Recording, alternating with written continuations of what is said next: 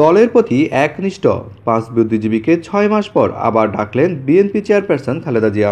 গত বছরের আগস্ট থেকে এ পর্যন্ত তারা দলের কার্যক্রমে অনেকটাই অবহেলিত ও নিষ্ক্রিয় ছিলেন।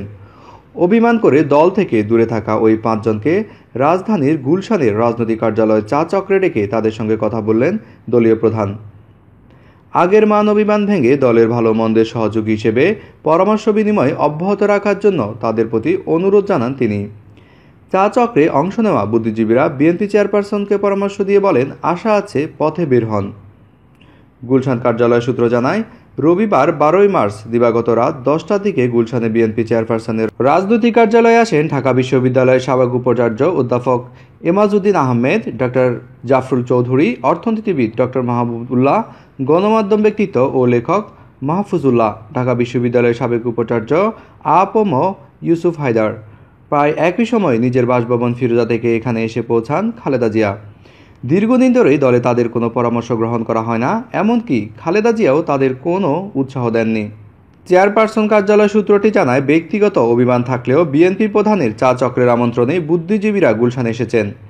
এই চা চক্রে বিএনপির মহাসচিব মির্জা ফখরুল ইসলাম আলমগীরও ছিলেন। রাত 11:15টার দিকে তাদের বৈঠক শেষ হয় বলে জানায় জাফরুল্লাহ চৌধুরী। গত বছরে আগস্টের মাঝামাঝি খালেদা জিয়াকে পরামর্শমূলক একটি খোলা চিঠি দেন ডাক্তার জাফরুল্লাহ চৌধুরী। ৩,৫০০ শব্দের ওই চিঠিতে দলের গণতন্ত্রের চর্চা ও জামায়াতে ইসলামীর বিষয়ে পরিষ্কার সিদ্ধান্ত নেওয়ার আহ্বান জানানো হয়। চিঠি দেওয়ার পর বিএনপি থেকে কোনো সাড়া পাননি তিনি, এমনকি দলের অভ্যন্তরে মূল্যায়নধর্মী কোনো আচরণও হয়নি। এই চিঠি দেওয়া ৬ মাস পর শীর্ষ বুদ্ধিজীবীদের সঙ্গে চা চক্রে বসলেন খালেদা জিয়া।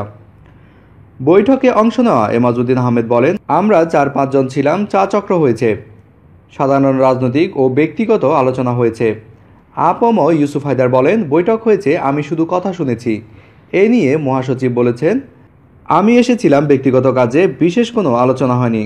খালেদা জানতে চাইলেন কেন আসেন না। চা চক্রে অংশ নেওয়া ডক্টর জাফরুল্লাহ চৌধুরী বলেন, এটাকে বৈঠক বলা যায় না, চা চক্র হয়েছে, তিনি চা পানের জন্য রেখেছিলেন, আমরা চা উপভোগ করেছি। কেমন ছিল আলোচনা জানতে চাইলে জাফরুল্লাহ চৌধুরী বলেন, ম্যাডাম জানতে চাইলেন কেন আসেন না, খোঁজ খবর নেন না। উত্তরে বলেছি, আমাদের প্রয়োজন মনে করলে ডাকলে তো অবশ্যই আসব। জাফরুল্লাহ চৌধুরী আরও বলেন, আগেও যা বলেছি এখনও তাই বলছি।